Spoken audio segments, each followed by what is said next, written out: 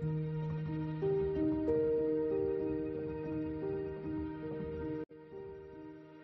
Hello അസ്സാം വലൈക്കും. എല്ലാവർക്കും ഇന്നത്തെ പുതിയ വ്ളോഗിലേക്ക് സ്വാഗതം. എല്ലാവരും സുഖമായിട്ടും സന്തോഷമായിട്ടിരിക്കാമെന്ന് വിചാരിക്കുന്നു. ഞാനിവിടെ സുഖമായിട്ടിരിക്കുകയാണ് കേട്ടോ. അപ്പോൾ രാവിലത്തെ കുറച്ച് വിശേഷങ്ങളാണ് നമ്മൾ വീഡിയോ ആക്കി എടുത്തിട്ടുള്ളത്. ഇന്ന് നല്ല ഒരു അന്തരീക്ഷമാണ്, മഴയൊന്നുമില്ല. ഇന്നലെ ഉച്ച മുതലേ മഴയില്ല കേട്ടോ. മഴയില്ലാണ്ട് ഇങ്ങനെ നിൽക്കുകയാണ്. നല്ല വെയിലും, തുണിയൊക്കെ വലിയ വെയിലല്ലെങ്കിൽ നമുക്ക് തുണിയൊക്കെ ഒരുവിധം വാടിയൊക്കെ കിട്ടും. അപ്പം അരിയൊക്കെ ഒന്ന് കഴുകി ഇട്ട് കൊടുത്തിട്ട് ഞാൻ കൊച്ചിനെ മദ്രസയിലൊക്കെ കൊണ്ടാക്കിയിട്ട് വന്നിട്ടാണ് വീഡിയോ എടുക്കാൻ തുടങ്ങിയത് കേട്ടോ. അപ്പോൾ രാവിലെ എന്തായാലും വീഡിയോ എടുപ്പ് നടക്കത്തില്ല. ഇപ്പോൾ ഞാൻ പ്രാന്ത് പിടിച്ചായിരിക്കും അടുക്കളയിൽ നിൽക്കുന്നത് രാവിലെ. കാരണം മഴയൊക്കെ ആയി കഴിഞ്ഞാൽ അടുപ്പ് കത്താൻ പാടല്ലേ. അതുകൊണ്ട് അതാണ് യുദ്ധം. ഞാനും അടുപ്പമായിട്ടൊരു യുദ്ധമാണ്. അതുകൊണ്ട് ആ ടൈമിലൊന്നും വീഡിയോയുടെ കാര്യമേ ഞാൻ ഓർക്കത്തില്ല, വീഡിയോ എടുക്കത്തുമില്ല ആ സമയത്ത്. അപ്പോൾ നല്ല മൂടാണെങ്കിൽ മാത്രമേ ഞാൻ വീഡിയോ എടുക്കത്തുള്ളൂ കേട്ടോ രാവിലെ. അടുപ്പൊക്കെ കത്തിച്ചിട്ട് കത്തിയില്ല എന്നുണ്ടെങ്കിൽ എൻ്റെ പടച്ചവനെ ഭ്രാന്താണ്, പിന്നെ ഭ്രാന്ത്. അപ്പോൾ ദേ അരിയൊക്കെ കഴുകി ഇട്ട് കൊടുത്തു, കൊച്ചിനെ മദ്രസയിലാക്കി. ഇനിയിപ്പം നല്ല വെയിലായതുകൊണ്ട് ഞാൻ എന്ത് ചെയ്തു, എൻ്റെ തുണികളെല്ലാം പറക്കി കഴുകി വെച്ചിരിക്കുന്നതാണ്. വാടിയൊക്കെ ഇരിക്കുകയാണ് കേട്ടോ. അപ്പോൾ ഈ ബക്കറ്റിലിട്ട് ഇങ്ങനെ വെക്കും. ഇച്ചിരി വെയിലൊക്കെ കാണുമ്പോഴത്തേക്ക് പെട്ടെന്ന് തന്നെ കൊണ്ടുവന്ന് ഇങ്ങനെ വിരിച്ചിടും. അപ്പോൾ ഇന്ന് രാവിലെ ഇതെല്ലാം പറക്കി, ഒരു ലോഡ് തുണിയുണ്ട് കേട്ടോ. ഇനിയും ഉണ്ട്, ഈ ബക്കറ്റിൽ മാത്രമല്ല വേറെ ഒരു ലോഡ് തുണി ഇരിപ്പുണ്ട്. അപ്പോൾ അവിടെ ഇവിടെയൊക്കെ ആയിട്ട് നമ്മളിങ്ങനെ കുറേ അയ കെട്ടി വെച്ചിട്ടുണ്ട്. അതിലൊക്കെ ആയിട്ട് ഇങ്ങനെ പറക്കി ഇട്ട് കൊടുക്കുകയാണ് കേട്ടോ. പിന്നെ നൈറ്റിയും കൊച്ചിൻ്റെ തുണികളും സ്കൂളിലിടുന്നതും എല്ലാം കൂടെയൊക്കെ കൂട്ടി മറിഞ്ഞ് കുഴഞ്ഞ് കിടക്കുകയാണ്. അതുപോലെ സെറ്റിയിൽ വിരിക്കുന്ന വിരിപ്പാണെങ്കിലും ബെഡ്ഷീറ്റും അങ്ങനെയൊക്കെ ഒരുപാട്. അപ്പോൾ ഇതൊക്കെ ഒന്ന് ഉണക്കിപ്പറക്കി എടുക്കലാണ് ഇനി അങ്ങോട്ടുള്ള എൻ്റെ ഒരു ടാസ്ക് എന്ന് വേണമെങ്കിൽ പറയാം കേട്ടോ. വെയിൽ വരുന്നതിനനുസരിച്ചിട്ട് കൂടെ ഇങ്ങനെ. ഇന്നലെ പക്ഷേ എടുത്തുകൊണ്ട് ഓടേണ്ടിയൊന്നും വന്നില്ല. ഇന്നലെ ഫുൾ ടൈം ഇങ്ങനെ ഈ ഒരു അന്തരീക്ഷമായിരുന്നു കേട്ടോ. മഴയൊന്നുമില്ലായിരുന്നു. ഇരുട്ട് മൂടിയൊക്കെ വരുമെങ്കിലും മഴ പെയ്യാതെ അങ്ങ് മാറുന്നുണ്ടായിരുന്നേ. അങ്ങനെ എന്തായാലും തുണികളൊക്കെ വിരിച്ചിടുവാണ്. മുറ്റം അടിക്കാൻ വലിയ വൃത്തികേടായിട്ടൊന്നും കിടപ്പില്ല, അതുകൊണ്ട് ഞാൻ മുറ്റം അടിക്കുന്നില്ല. തലേന്നൊക്കെ നമ്മൾ ആ ഉള്ള വെട്ടത്തിലും ആ ഒരു തോർച്ചയിലൊക്കെ നമ്മൾ മുറ്റമൊക്കെ അടിച്ചിട്ടിട്ടുണ്ടായിരുന്നു. അപ്പോൾ ഒത്തിരി പേര് വീട് കിട്ടാൻ വേണ്ടി പ്രാർത്ഥിക്കുന്നു എന്നൊക്കെ പറഞ്ഞിട്ടുണ്ട്. ഒരുപാട് സന്തോഷം കേട്ടോ. അപ്പോൾ ഈ വർഷം എന്തായാലും നമുക്ക് കിട്ടുമെന്നാണ് പ്രതീക്ഷ. അങ്ങനെയാണ് കേട്ടോ നമ്മളെ മെമ്പറൊക്കെ പറഞ്ഞിരിക്കുന്നത്. അങ്ങനെ തുണികളൊക്കെ വിരിച്ചു. അവിടെ ഒരു അലമാര കിടക്കുന്നില്ലേ, അത് വർഷങ്ങൾ കൊണ്ടിട്ടുള്ളൊരു അലമാരയായിരുന്നു. അതിൻ്റെ കാലൊക്കെ ഒടിഞ്ഞു പോയി കേട്ടോ. കാലൊടിഞ്ഞു, തുരുമ്പിച്ച് ആകെ നാശമായി. അതുപോലെ നമ്മൾ നടക്കുമ്പോൾ അറിയാതെ കയ്യോ കാലൊക്കെ കയറി തട്ടി കഴിഞ്ഞാൽ അങ്ങനെ തട്ടിയിട്ടുണ്ടായിരുന്നു. അപ്പോൾ മൊത്തം തുരുമ്പിച്ചില്ല. അതുകൊണ്ട് അതിൻ്റെ ഡോറൊക്കെ പോയി കിടക്കായിരുന്നു. അങ്ങനെ അത് പുറത്തോട്ട് കൊണ്ടിട്ടതാണേ. പിന്നെ ഇന്ന് മദ്രസയിൽ പോയിട്ട് വന്നപ്പോൾ പാത്തുവിനെ കണ്ടു. പാത്തു കുറച്ച് ചെടി കൊണ്ട് തന്നിട്ടുണ്ട്. പാത്തു എന്ന് പറയുന്നത് കുട്ടി പാത്തു അല്ല, എൻ്റെ പാത്തു അല്ല, അത് വലിയ പാത്തു. മുന്നേ അറിയാമല്ലോ, വലിയ പടങ്ങളാണ്. അപ്പോൾ അവൾ കുറച്ച് ചെടി കൊണ്ടുവന്ന് അങ്ങനെ ചെടികളൊക്കെ ഒന്ന് പറക്കി നോക്കുകയാണ് കേട്ടോ. ഇനിയിപ്പോൾ മഴയൊക്കെ ആയതുകൊണ്ട് നമുക്ക് ചെടി കൊണ്ട് നടാൻ പറ്റുമല്ലോ. ഉള്ള ചെടി കുറേയൊക്കെ തന്നതെല്ലാം നല്ലതുപോലെ പൂവൊക്കെ പിടിച്ചതായിരുന്നു. ഉണക്കത്ത് അതൊക്കെ പോയി കേട്ടോ, നോക്കാനൊന്നും പറ്റിയില്ല. സാൽവിയ ആണെങ്കിലും ഒരുപാട് ഇങ്ങനെ ചെടികളൊക്കെ വേറെ ഉണ്ടായിരുന്നല്ലോ, ഇലച്ചെടികളൊക്കെ ഉണ്ടായിരുന്നു. മുന്നേ ഞാൻ പറഞ്ഞിട്ടുണ്ടല്ലോ, എനിക്ക് ഇലച്ചെടികളോടാണ് കൂടുതൽ ഇഷ്ടം. അപ്പോൾ അതൊക്കെ പോയി, എല്ലാം നശിച്ച് പന്നലായി പോയിട്ടുണ്ടായിരുന്നു കേട്ടോ. നമ്മുടെ ഈ വാൾപേപ്പർ ഉണ്ടല്ലോ, ഈ ഭിത്തിയിൽ ഒട്ടിച്ചിരിക്കുന്നത്, അത് ഒരുവിധമൊക്കെ അങ്ങ് കീറി പന്നലായി പോയി കേട്ടോ. ശരിക്കും പറഞ്ഞാൽ സംഭവം ലാസ്റ്റ് ചെയ്യുന്നതാണ്. എന്താണെന്ന് വെച്ച് കഴിഞ്ഞാൽ നമ്മളിങ്ങനെ കഴുകുന്നതിൽ വന്നതാണ് കേട്ടോ.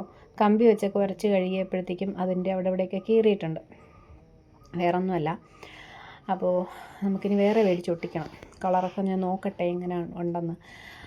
അപ്പോൾ തുണിയൊക്കെ വിരിച്ചു. ഇതേ കയറി വന്ന് ചെടികളൊക്കെ അങ്ങോട്ട് മാറ്റി വെച്ച്. ഇപ്പോഴൊന്നും നടാൻ നിൽക്കുന്നില്ല കേട്ടോ. കുറച്ച് മണ്ണൊക്കെ ഇളക്കിയിടാനുണ്ട്. അങ്ങനെ ഞാൻ അങ്ങോട്ട് മാറ്റി കുറച്ച് വെള്ളമൊക്കെ ഒഴിച്ച് വെച്ചിട്ടുണ്ട്, വാടിപ്പോകാതിരിക്കാനായിട്ട്. പിന്നെ ഇന്ന് രാവിലെ എളുപ്പപ്പണി നോക്കിയിട്ട് ഞാൻ കഞ്ഞിയാണ് വെച്ചത്. പനിയൊക്കെ ആയതുകൊണ്ട് വെച്ച് കഞ്ഞി കുടിക്കാമെന്ന് വിചാരിച്ച്. കഞ്ഞിയും ചമ്മന്തി അച്ചാറൊക്കെ ഉണ്ടായിരുന്നു. അപ്പോൾ അങ്ങനെ കുടിക്കാമെന്ന് വിചാരിച്ചിട്ടാണ് നിന്നത്. അപ്പം ആ സമയത്ത് പാത്തു സമ്മതിച്ചു, കഞ്ഞി കുടിച്ചോളാം, കുഴപ്പമില്ലാന്ന്. മദ്രസയിൽ പോകാൻ കഞ്ഞി കൊണ്ട് വെച്ചപ്പോഴത്തേക്ക് എൻ്റെ അടുത്ത് പറയും എനിക്ക് കഞ്ഞി വേണ്ടാന്ന് കേട്ടോ. പിന്നെ ഞാൻ എന്തോ ഈ മാവ് അരച്ച് വെച്ചത് ഇരിപ്പില്ലായിരുന്നു. അപ്പോൾ ഞാൻ എങ്ങനെയെങ്കിലുമൊക്കെ എന്തെങ്കിലുമൊക്കെ പറഞ്ഞ് ആളിനെ ഇച്ചിരി കുടിപ്പിച്ചൊക്കെ വിട്ട്. പിന്നെ വന്നിട്ട് ഇതെന്തോ നെയ്പ്പത്തലോ എന്നൊക്കെ പറഞ്ഞിട്ട് കാണും. ഞാൻ കുറേ ദിവസം കൊണ്ട് ഇങ്ങനെ കാണുന്നുണ്ട് കേട്ടോ. എനിക്ക് ഉണ്ടാക്കണം, മുന്നേ ഒരു ദിവസം ഉണ്ടാക്കി പാളി പോയതാണ്. അപ്പോൾ ഇപ്രാവശ്യം ഞാനങ്ങനെ എന്താ പൊരിച്ചെടുക്കാമെന്നൊക്കെ വിചാരിച്ച് മാവാണ് കേട്ടോ, അരച്ചെടുത്തതല്ല. അരിമാവും കുറച്ച് തേങ്ങയും കൊച്ചുള്ളി ചതച്ചതും പെരുംജീരകവും എല്ലാം കൂടെയൊക്കെ ഇട്ട് നന്നായിട്ട് ചൂടുവെള്ളത്തിൽ കുഴച്ച് വേവിച്ച് അടിപൊളിയായിട്ട് പദമൊക്കെ വരുത്തി ഉരുട്ടി പരത്തിയൊക്കെ എടുത്ത്. ഈ ഷേപ്പല്ല, ആദ്യമൊക്കെ ഷേപ്പ് കിട്ടി, 2-3 എണ്ണമൊക്കെ ഷേപ്പ് കിട്ടി കേട്ടോ. എൻ്റെ പടച്ചവനെ, ഇത് എടുക്കാനാണ് പാട്, പൊട്ടിപ്പോവും, എന്നെ കൊണ്ടൊക്കത്തില്ലപ്പാ എന്ന് പറഞ്ഞിട്ട് ഞാനതങ്ങ് കളഞ്ഞു. ഞാൻ പിന്നെ കുറച്ചൊക്കെ പൊരിച്ചെടുത്ത്. നല്ല ടേസ്റ്റ് ഉണ്ടായിരുന്നു കേട്ടോ. അപ്പോൾ ചിക്കൻ കറിയുടെയൊക്കെ കൂടെ കഴിക്കാൻ അടിപൊളി കോംബോ ആയിരിക്കും. പക്ഷേ എന്നെ കൊണ്ടൊക്കത്തില്ലേ, പറ്റുന്നില്ല. എണ്ണ മൊത്തം കുടിക്കുന്നു. അത് മാത്രമല്ല ഈ പണ്ടാരം ആണെങ്കിൽ നമ്മളിങ്ങനെ പരത്തിയെടുക്കുമ്പോൾ പൊട്ടിപ്പോകുന്നു. പറ്റുന്നില്ല. പിന്നെ ഞാൻ എന്തോ ചെയ്താൽ ഇതുപോലെ എങ്ങനെയെങ്കിലും ചുട്ടെടുത്തു, വരട്ടി പോലെയൊക്കെ. എന്നെ കൊണ്ടൊന്നും വയ്യായിരുന്നു കേട്ടോ എൻ്റെ പൊന്നേ. ഒരു കൊതിക്ക് ഞാൻ ഒന്ന് ഉണ്ടാക്കി നോക്കിയതാണ്.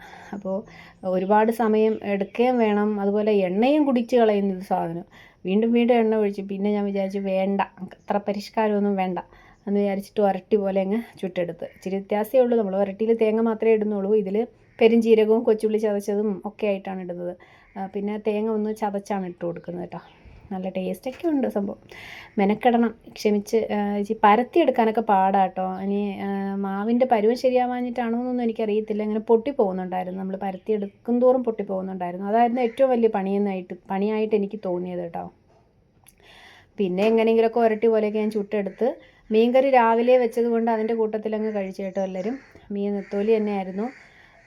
അപ്പോൾ അത് ഞാനങ്ങ് വറുത്തരച്ച് വെച്ചിട്ടുണ്ടായിരുന്നു. അപ്പോൾ അത് വെച്ചിട്ട് ഇതങ്ങ് കഴിച്ചിട്ടുണ്ട്. അപ്പോൾ പാത്തുവിനെ ഞാൻ വിളിക്കാൻ പോകാൻ ടൈമായി വരുന്നതേ ഉള്ളൂ. ആ ടൈമിൽ ഞാൻ കുറച്ച് അച്ചാറിന് വേണ്ടിയിട്ട് പാവയ്ക്ക എടുത്ത് വെച്ചിട്ടുണ്ടായിരുന്നല്ലോ. അപ്പോൾ പാവയ്ക്ക എടുത്തിട്ട് ചെറുതായിട്ട് ഇതുപോലെ ഒന്ന് നീളത്തിന് അരിഞ്ഞെടുത്തിട്ടുണ്ട്.